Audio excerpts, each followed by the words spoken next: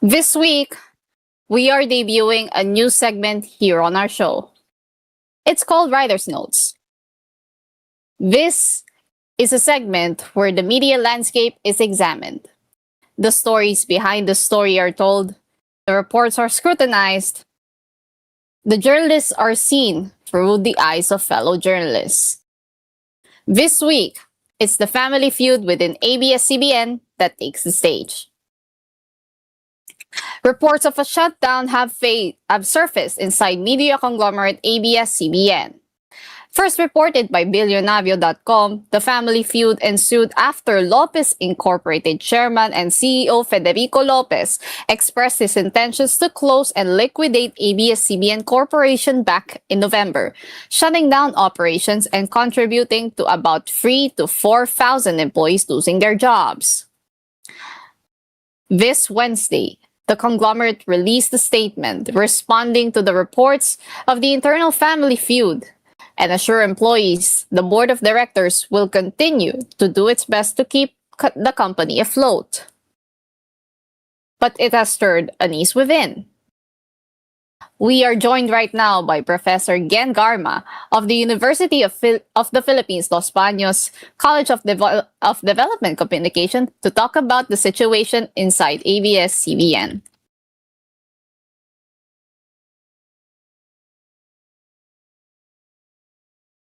Welcome to the program and thank you for accepting our invitation, Professor. Ayan, magandang umaga, Mido, at sa lahat ng ating mga taga-subaybay. Pero naku, pinromote mo naman agad ako. Instructor pa lang ako, hindi pa ako prof. Tinatawag po kasi nila kayong Professor Gen, Prof Gen, sabi ni Kuya pa. But anyway, welcome again to the program and thank you for accepting our invite. So I will go to the first question.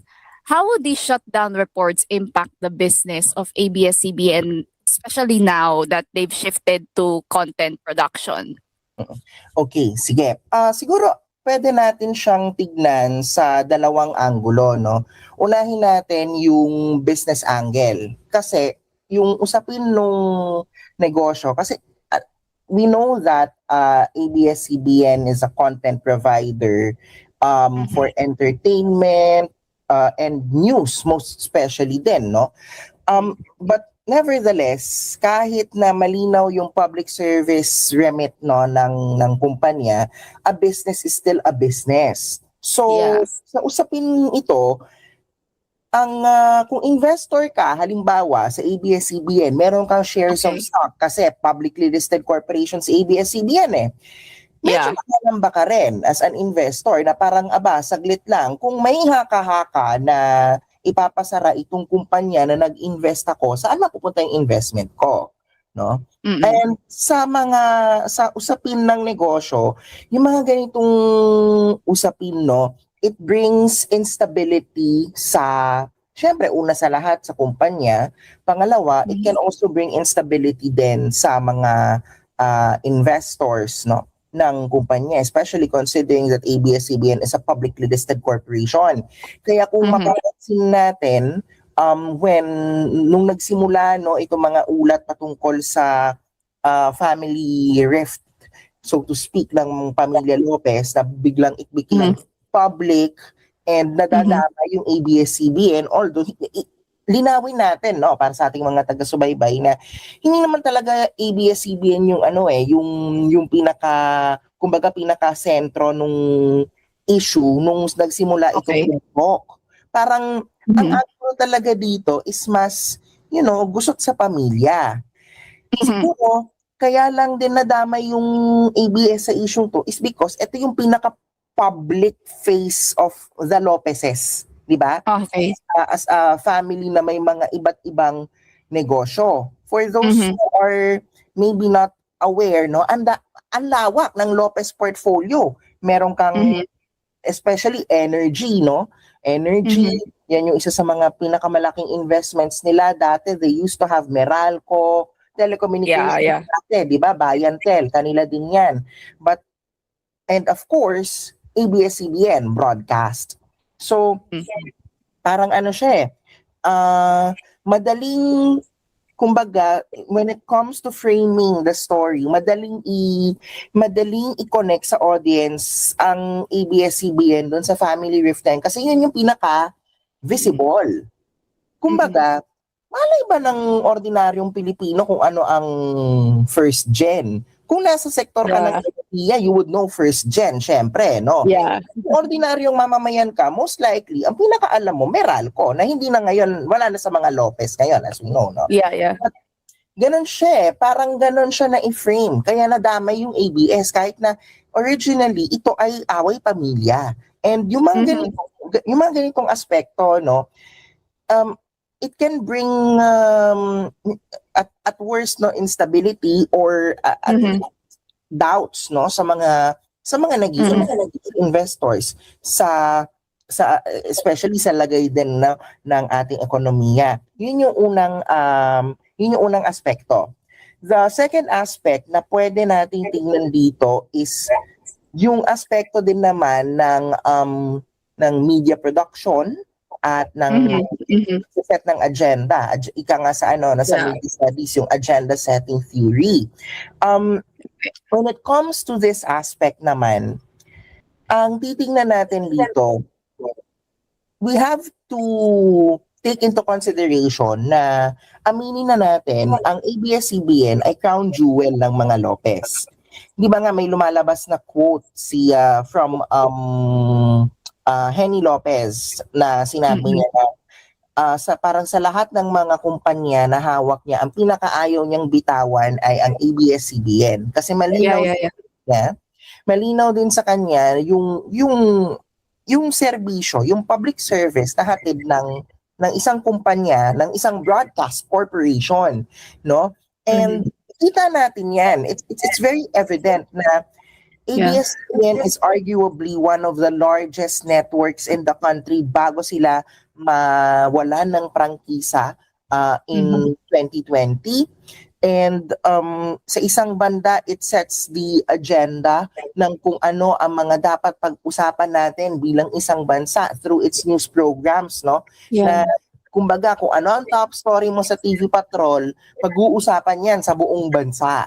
No? May ganong power kasi ang media, and in particular may ganong power ang ABS-CBN when it comes to setting the nation's agenda news-wise. Entertainment-wise naman, dahil alam nga din natin na it's a very large broadcast company, ang dami nitong mga pinapauso, for lack of proper term, no? Ang dami nitong pinapauso na nagiging bahagi ng kulturang popular ng ating bansa. Perfect example. Bini. Saan nang galing ang Bini? ABS-CBN. O tingnan nyo, nasa ng Bini ngayon? Nasa Coachella, diba? So, may ABS-CBN, we have to admit no, that ABS-CBN, being one of the largest broadcast networks in the country, has influence on our culture, on our popular culture in particular, and also it can set the nation's agenda news-wise. But now, no, you mentioned me doon nag-shift na rin sila into content. No? They are now a storytelling company, actually. If I remember, that's how they're trying to shift themselves from a broadcast network into a storytelling company. And ngayon, alam din naman natin na medyo nabawasan yung power ng network, yung power ng ABS-CBN kasi syempre nawala na yung terrestrial network nila So nakaasa na sila ngayon sa cable, sa partnerships with other broadcast networks na merong free-to-air presence, kagaya ng GMA dati, TV5, with Prime Media, no, with their partnership sa DZMM. And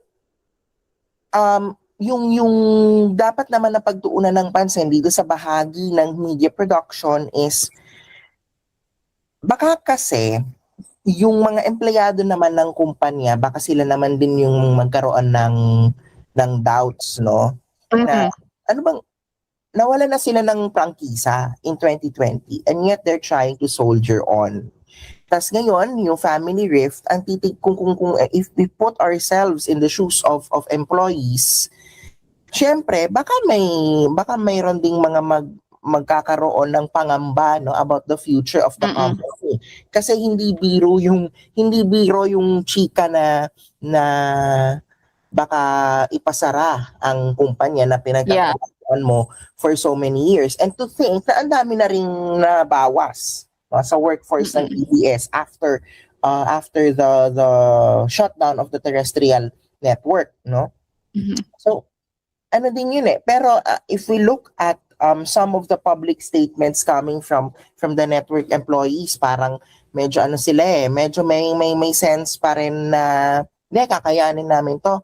The story of ABS-CBN has always been a story of redemption, which is true. Pinasara nung martial law ni Marcos Sr., pinasara ni yung terrestrial franchise, ligwak under Duterte. Diba? So it's always a story of redemption. So maybe baka magkaroon ng redemption arc again. Kung sakali, it would be the third redemption arc, no? Yeah. For the network kung sakaling Mhm. malampasan nila ito. But again, we have to remember that primarily speaking, away pamilya po ito. Nagkataon lang na because ABS-CBN is the most visible part of the Lopez Empire, no? Parang hindi maiwasan na makonekta siya, which brings into question kung paano fine-frame, no, ng ibang mga media organizations yung reporting nila about the supposed rumors of shutdown, and most importantly, itong ang gusot sa pagitan ng mga miyembro ng pamilya Mhm. Lopez. Okay, and you brought up the unease within the company itself. Like, paano yun makakaapekto doon sa moral ng company and just how these outputs are being produced and how are these being perceived by people? Mm-mm. Well, siguro pwede nating balikan, no, yung kung paano yung naging moral din ng mga empleyado ng ABS when the shutdown happened in 2020.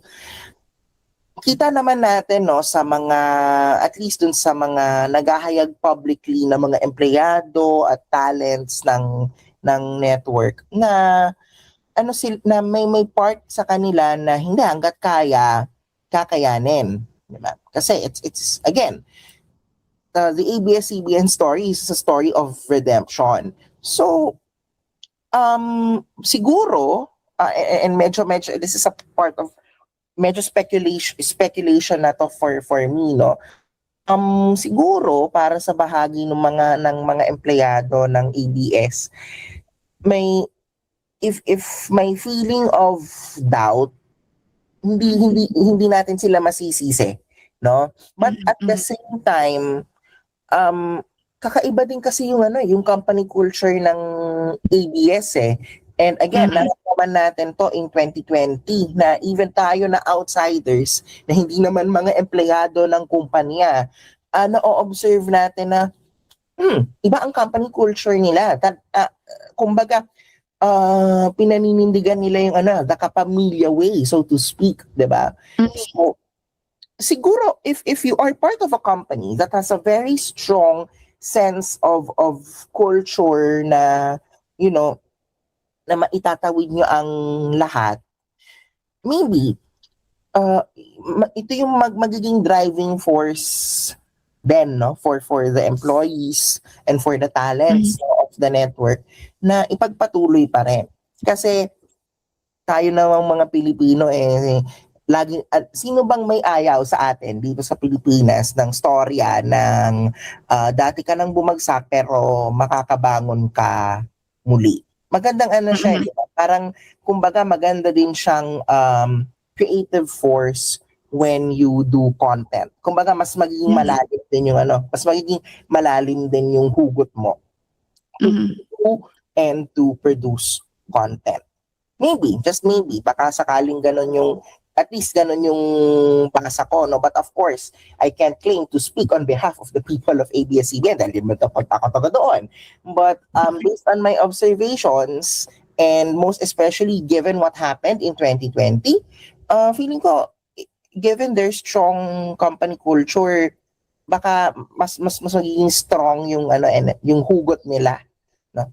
To continuously produce content, whether that's entertainment or news and public affairs, regardless ng kung ano yung nangyayari, na kung ano mang sigalot, na all of a sudden nadadamay ang ABS when supposedly hindi dapat. And do you think na may malicious intent on Billionario.com's part with the production of this series of articles? Kasi hindi lang naman siya isang article. There were many articles produced that seemed defamatory against ABS-CBN. And paano siya na-display through these articles? How was it exactly angled? Ayan. Dito na papasok yung yung usapin ng framing, no? Sa media studies, kapag pinag-uusapan yung framing, dito eksakto na pag-uusapan yung so bakit ganito niya siya ibinalita? Bakit ito ina-emphasize nyo? O bakit ito yung lead na binubury ninyo, no? So it's really a matter of framing. Mahirap sabihin kung may malicious intent, no? But we have to consider ano ba stake ng Bilyo in covering this story. Siguro to put it into context, alam naman natin, no, na business news yung focus ng Bilyo, no, the whole billionaire empire. So Billionaire.com also includes BNC, no, the Billionaire News Channel. So mas may emphasis sila on business news. So it's understandable that they would cover itong nangyayari ngayon na gusot o sigalot sa pagitan ng mga miyembro ng pamilya Lopez. Pero yun, magkapaka ka. Bakit? It's a story of, again, it's a family rift eh. Bakit idadamay mo yung isang kumpanya na una sa lahat considered crown jewel ng empire na yon, ng Lopez Empire, and pangalawa, hindi naman sila yung direktang pinatutungkulan. Kung pinatutungkulan man ng ABS-CBN, parang siya may pagka side story siya. Hindi, well, at least parang hindi naman talaga yon yung main story. Kasi di ba ang nag-uusapan dito ay yung mas malaking, kumbaga mas bigger picture no? The bigger portfolio is what's being talked about. Pero kagaya nga ng sinabi ko kanina, since ABS-CBN is the most visible part of the Lopez Empire, kung malikot ang isip mo, mo siya pipilitin mo siyang i-connect the dots. And kung bakit ganon ang pag-frame nila, sila lang din naman sa Bilyo yung makakasagot. But as a media viewer, no, if you view and consume media critically, iisipin mo din talaga. Bakit may ABS sa kwentong to? Parang ito ay kwento talaga ng gusot sa pagitan ng mga miyembro ng isang pamilya na nagkataon na may napakalaking business portfolio, no? Maybe, just maybe, because ABS-CBN is the most visible part of the Lopez portfolio, madali mong kumbaga madali mong ibebenta yung storya. Pwede mo siyang bigyan sa ganung anggulo na halimbawa pag sinabi mo lang na may away ang pamilya Lopez, ano ngayon? 'Di ba? Parang it might not drive as much clicks, 'di ba? Sinabi mong nag-aaway ang mga miyembro ng pamilya Lopez na nagmamay-ari ng ABS-CBN. Others may think the story is about ABS, which it is not, 'di ba? Hindi, it's not hindi per se tungkol sa ABS-CBN yung storyang to. Maliit na bahagi lang siya ng isang mas malaking kwento. But kung ganun yung pag-frame mo, baka mas maraming clicks tsaka mas maraming engagements. Kasi nga ABS-CBN yung pinaka-visible sa Lopez portfolio. Pwede natin siyang tingnan ng ganon. But if you consume media critically, kung alam mo na ang media ay may mga iba't ibang pamamaraan kung paano mag-frame ng storya, maaano mo rin. Kumbaga, you'll catch the makakatch mo din yung drift na, saglit lang, bakit ganito siya ikinuwento? So, how are these series of articles impacting the perception of Federico Lopez as a leader within ABS-CBN? And let's take it into a broader spectrum, the Lopez empire. Like, are there any differences in the way he and the ABS-CBN board of directors run the company?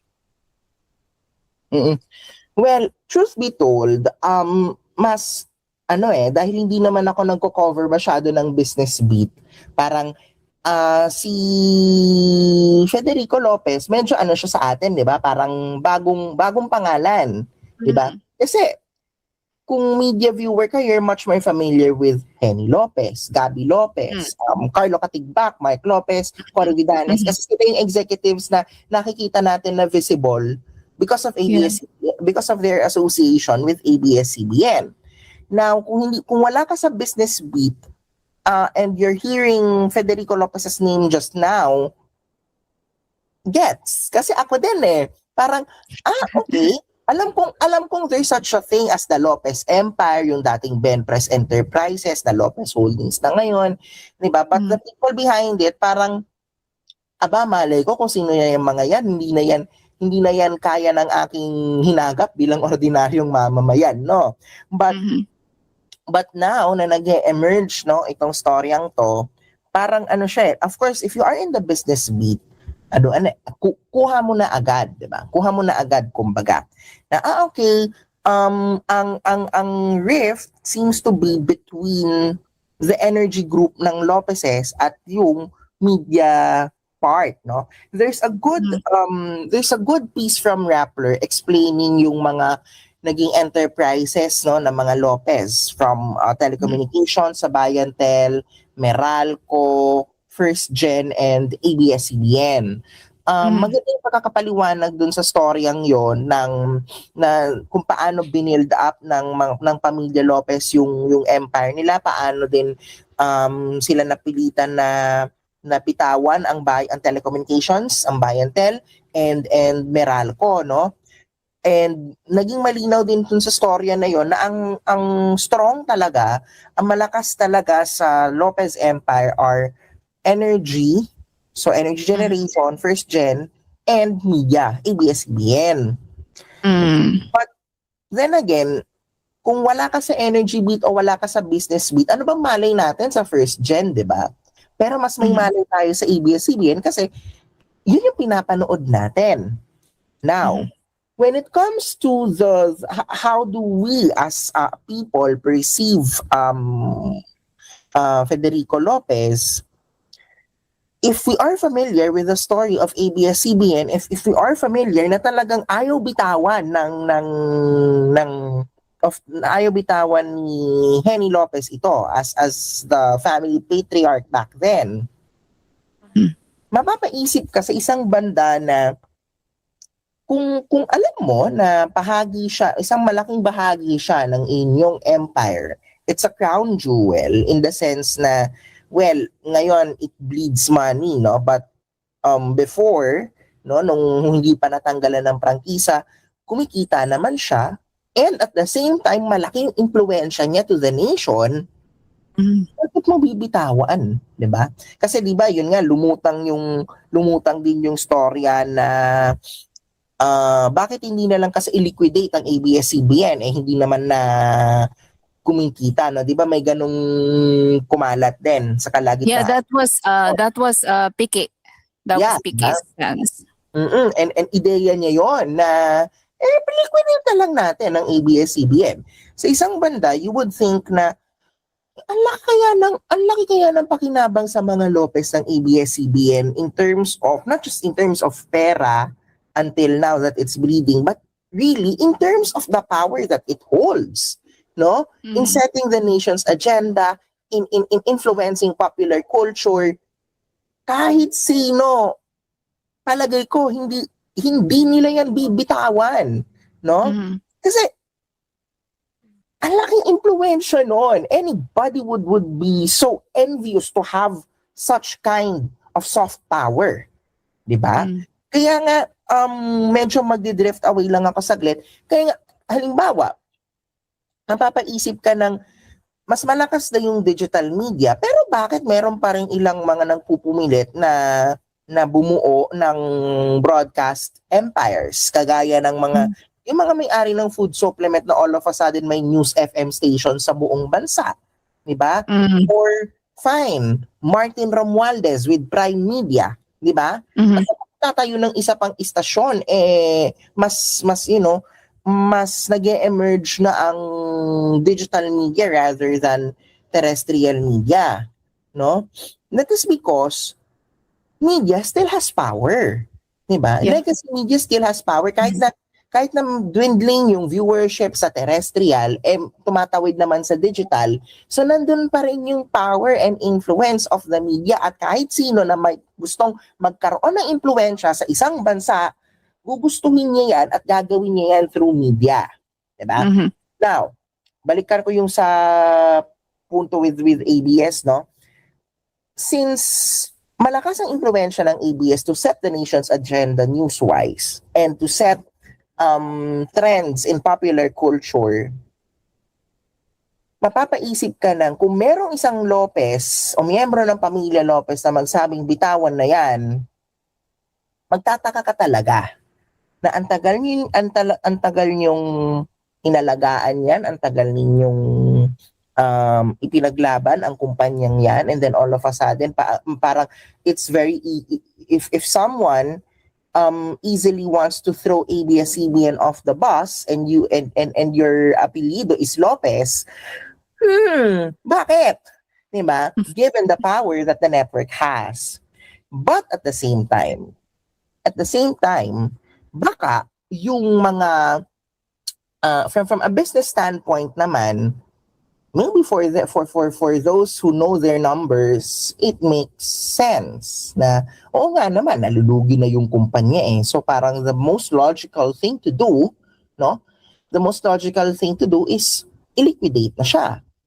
But sometimes the most logical thing to do doesn't seem to be the right way of doing things for some. 'Di ba? Kasi nga, for example, sa usapin ng ABS-CBN as a company that produces content and marami silang empleyado, una mong iisipin, so paano yung mga empleyado una sa lahat? 'Di ba? Pangalawa, the void that ABS-CBN will leave once it really is gone forever. 'Di ba? Mapapaisip ka ng, so who will fill that void? Pangalawa, pero una sa lahat, yung sa mga empleyado din. 'Di ba? Baka mapapaisip din yung mga empleyado na, and not just employees really, but even us outside the company who are not part of the company, mapapaisip tayo ng, bakit merong nag-iisip na i-liquidate ang isang kumpanya na while it's true, it's in the red, but you can't deny its news and entertainment influence to a nation na hindi madaling makuha at hindi madaling i-build. Therefore, kung iisipin mong bibitawan mo siya, parang ganun na lang ba talaga kadaling bitawan? Yan. Yun yung mga so far na iisip ko na pwedeng maisip din natin, no, as media consumers and as media observers. So, ano yung legacy? Like, what is it about the legacy of ABS-CBN as a brand that makes it stand out from the pack? And paano siya makaka-apekto sa media landscape ng bansa? Ayan. Magandang tanong yan, Midor, no? Kasi it's pagkakataon siya para sa akin na mag-nerd out about broadcast history. Charot. But, kung babalikan natin ang kasaysayan ng broadcast sa Pilipinas, ABS-CBN really has been one of the trailblazers in broadcasting. ABS ang pinakauna-unahang himpilan ng telebisyon sa Pilipinas, DZAQ TV, Channel 3, ABS yan. 'Di ba? Yung color television broadcast sa Pilipinas, isa sa nanguna dyan, ABS-CBN. 'Di ba? When they built the ABS-CBN Broadcast Center in the late 60s, it's the most modern broadcast facility in our part of Asia at that time, no? And marami din silang mga pinasikat na mga programa even long before, no? Even long before martial law, and and also to also contextualize yung impluwensya ng media even before, 'di ba? Nagkaroon ng programa ang Marcos Tolentino tandem, no? I think it was elections 1969 na talagang nagprograma sila nationwide sa ABS-CBN, no? Para mangampanya. That's the power of ABS-CBN as a network way back then. And obvious naman, nung panahon ng martial law, the dictator Marcos Sr. was, talagang adamant siya sa kapangyarihan ng media. He wants to control the narrative. Kaya ABS-CBN yung isa sa mga pinakaunang ipinasara nung idineklara ang batas militar, no? So that's pre-martial law and martial law era. Sa era na kung kailan buhay na tayo at meron na tayong malay, ang daming mga programa, maraming mga bahagi ng kulturang popular na nasa consciousness pa rin natin bilang Pilipino nanggagaling sa ABS-CBN. Yung, of course, yung ating ang daming mga teleserye na sumisikat na nanggaling sa ABS, mga pelikula, no? Lalo pag Metro Manila Film Festival, galing Star Cinema, Bini, no? Which now is taking space, no? Taking up space in the global landscape, galing ABS-CBN din yan, no? News-wise, although syempre, this is not without critics, but TV Patrol as a tabloid newscast on television, bago nagkaroon ng TV Patrol, mga newscast dati, napaka-formal, di ba? As in, narito po ang mga balita ngayong araw na ito. Tapos politics, national news, yung mga top story. When TV Patrol came, it's tabloid on television, which is krimen, showbiz, di ba? And then after that, dahil nakita nila na nag-rate ang TV Patrol, everybody followed suit. Now, when you tune in at 6:30, mapa TV Patrol, 24 oras o Frontline Pilipinas yan, pareha sila na ang format ay tabloid news on television. Diba? Sino nagpanguna ng TV Patrol? Diba? Although of course, that's not without critics. Maraming mga kritiko dyan, no, sa format na pinauso ng TV Patrol. But nevertheless, TV Patrol na nagpauso nun and everybody followed suit. My point here is, hindi talaga natin maitatanggi yung impluwensya ng ABS-CBN when it comes to how we consume media and what media are we consuming at kung anong uri ng content yung kinokonsumo natin bilang mga media viewers and media consumers. Up until, di ba nga, if you remember, nung nakuha ng mga Villar ang All TV 2, no? TV2, when they got the frequency of ABS-CBN, sumunod ba ang taong bayan na manood sa Channel 2? Hindi eh. Di ba? Hindi nagre-rate noon ng All TV2 with their own programming. And with the expiration, no, of the franchise back in 2020, nakita natin na merong na bumaba din yung TV viewership after the ABS-CBN shutdown. Kumbaga, hindi naman agad na-distribute yung audience share ng ABS-CBN sa ibang networks. Although partly, we also have to take into consideration na at that time din, pandemic, nauso yung streaming services din no? So, dahil lahat tayo nakakulong noon sa bahay. Pero kumbaga, naging perfect combination yung pandemya at yung pagsasara ng terrestrial networks ng ABS-CBN sa pag-shift to digital, na ngayon ang sinusundan really is the content, not necessarily yung platform, no? Kaya nga, yun nga, halimbawa, si All TV2, nung na-launch, hindi naman lahat ng tao sumunod doon. Kasi parang, alam naman namin hindi yan ABS-CBN eh. No? But now that ABS-CBN programs is finally back on Channel 2, although we have to see the figures yet, no? But maybe, just maybe, baka sumunod na din yung tao ngayon na bumalik sa bagong Channel 2. So, and now that may Kapamilya Online Live na din, there are so many ways to follow ABS-CBN's content anywhere and everywhere. So, kumbaga hindi pa rin talaga natin maitatanggi na malaki pa rin yung impluwensya nila when it comes to content, when it comes to media, the media that we as viewers consume.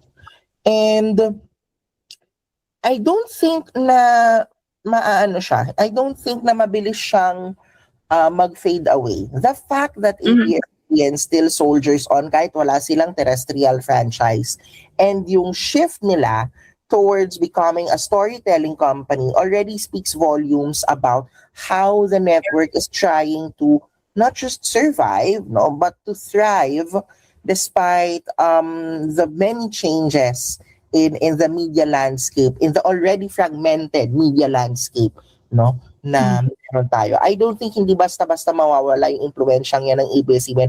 At kung sakali lang, although I hope it will not happen, kung sakali lang na talagang hypothetically, talagang niliquidate ang ABS-CBN as a company, who will fill the void na pinunan ng ABS-CBN sa pagbabalita, sa entertainment, at sa content, no? At sa content na kinokonsumo natin bilang tao, at sa kulturang popular na ine-embrace natin bilang mga Pilipino. Mahirap 'yon. It's very hard to fill that void. And that was some amazing insights coming from Sir Gian Garma of the UP Los Baños College of Development Communication. Thank you for joining us this afternoon. Ayan, maraming salamat Nido, at maraming salamat din sa lahat ng ating mga taga-subaybay.